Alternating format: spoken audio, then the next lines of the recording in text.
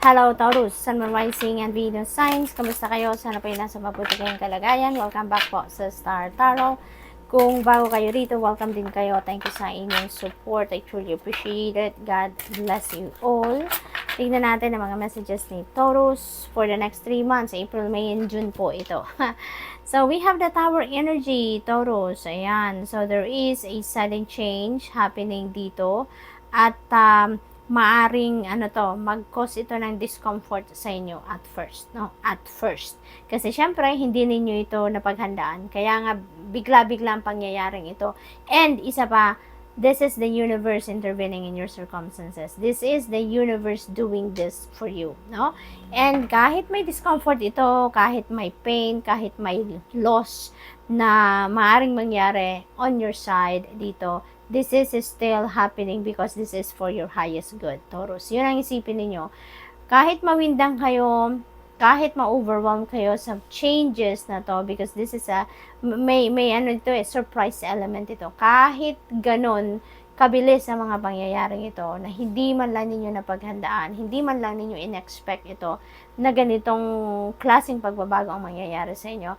But isipin nyo na lang, keep positive, okay? Keep positive that kung ano man ito, this is for your best interest. This is for your highest good. Kung ano man ang pagbabagong ito, kasi depende sa inyong sitwasyon, iba-iba tayo dito ng path na pinagdadaanan. This could be a change pagdating sa inyong pamilya, relationships, career, trabaho, negosyo. It could be in any area of life, depende sa inyong sitwasyon.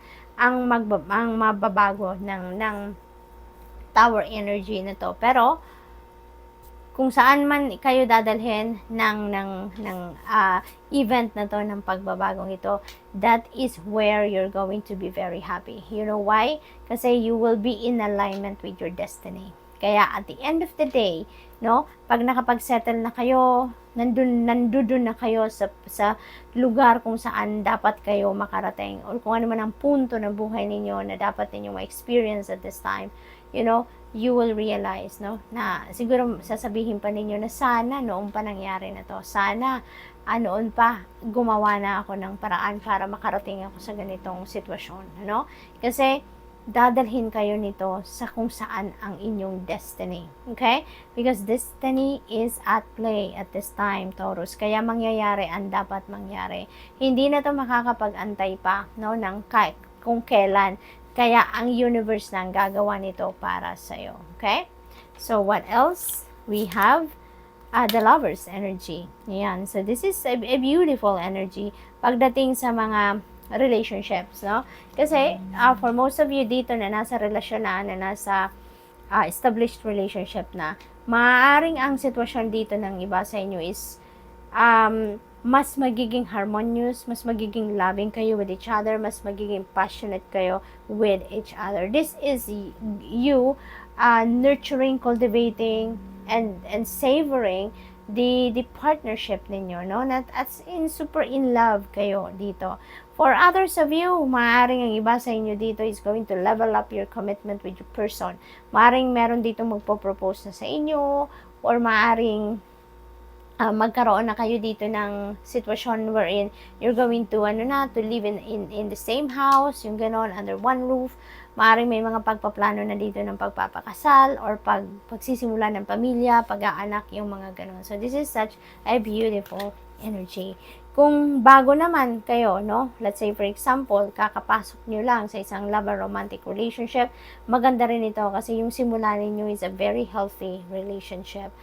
If you are single, then, no, and if you are looking for love, no, this could be also the time wherein maaring ma-meet nyo na yung inyong person, no? So, good luck. We have Two of Pentacles. Ayan, there is, it's asking you to balance out your life, no? Maari kasi na mawindang talaga kayo dito sa sitwasyon ng Tower energy, kaya maaring mawala kayo dito sa focus, at first. Pero you will adjust to it, no? Eventually makakapag-adjust kayo, and matututunan nyo ng i-manage ng mas clever ang inyong mga gagawin, yung inyong sitwasyon dito. So whatever that is, no? So maybe Also, you're juggling too many things dito. You're multitasking. Pero Taurus, napakagaling ninyong mag-multitask. Napakagaling ninyong mag-manage ng inyong oras. Kaya, feels like everything is going to be okay dito, no? So, what else? Tingnan natin kung ano ang inyong sitwasyon naman pagdating naman sa inyong money, career, and finances. Okay? So, Taurus. We have investment. Ayan. So, finances are looking good and growing. So, napakaganda. Kasi kung ano man ang i-investa ninyo ngayon, maaring maganda ang takbo ng negosyo ninyo yan, no? This is also a great time to invest. Yung mga nagpaplano naman mag-invest, maglagak ng inyong pera kung saang klaseng institution or kung sa negosyo man yan, whatever it is, you know, magandang ano yan din ngayon, magandang period, magandang pagkakataon din yan para mag-invest kayo or magsimula kayong mag-invest. Alright? The past, ayan, so maybe meron dito magbabalik sa inyo. Maaring yung dati ninyong trabaho, maaring lumapit uli sa inyo yung employer ninyo before at i-offer muli sa inyo ang posisyon na iniwan ninyo. Maaaring mas bibigyan na kayo ngayon na mas malaking sweldo, mas malaking benefits, mas maraming offer na siguro ang i-offer sa inyo sa ngayon, ang ibibigay sa inyo ngayon. Posible din na yan, may mga hindi pa kayo, yung mga unfinished business ba?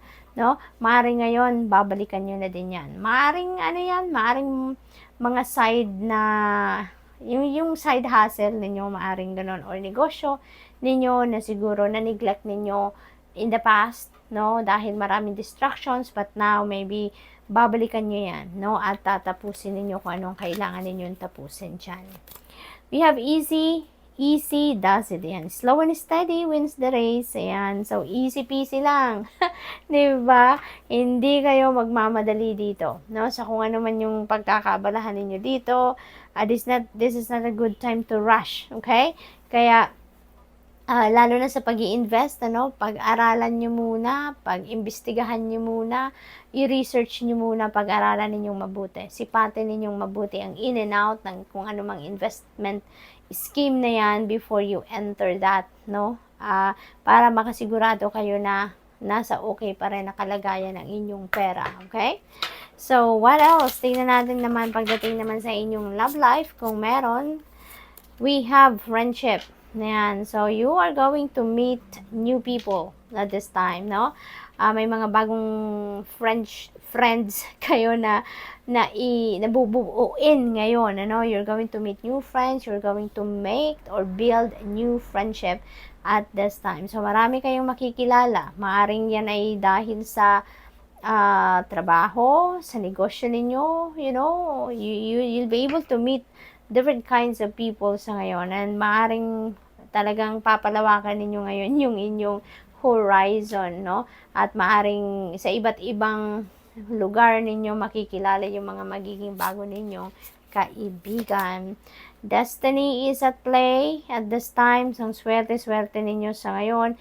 Hindi lang sa love life, ang swerte kayo ngayon. Hindi lang sa pagkilala sa mga taong bagong papasok sa buhay ninyo, but maybe siswertehin din kayo even sa pera, no? Even sa relationship, 'di ba? Kasi dito parang makikilala nyo na ngayon yung meant to be para sa inyo, 'di ba? Maybe makikilala nyo na ngayon yung inyong person, ang inyong destiny, okay? So, good luck. We have gossip. Ayan, daming chismosa sa inyong paligid, daming marites, marisol, Kaya, parang binubulungan siguro kayo dito na si potential destiny mo, ganito, ganyan. Huwag kayong maniniwala agad-agad dyan, Taurus? Use your own judgment and discernment, in everything. Huwag kayong basta-bastang maniniwala sa sabi-sabi ng kung sino man. Huwag kayong masyadong maniniwala sa lahat ng mga sinasabi ng kung sino na hindi ninyo na-verify. Ayan, Taurus, para hindi kayo hindi kayo magmukhang tanga. Alright?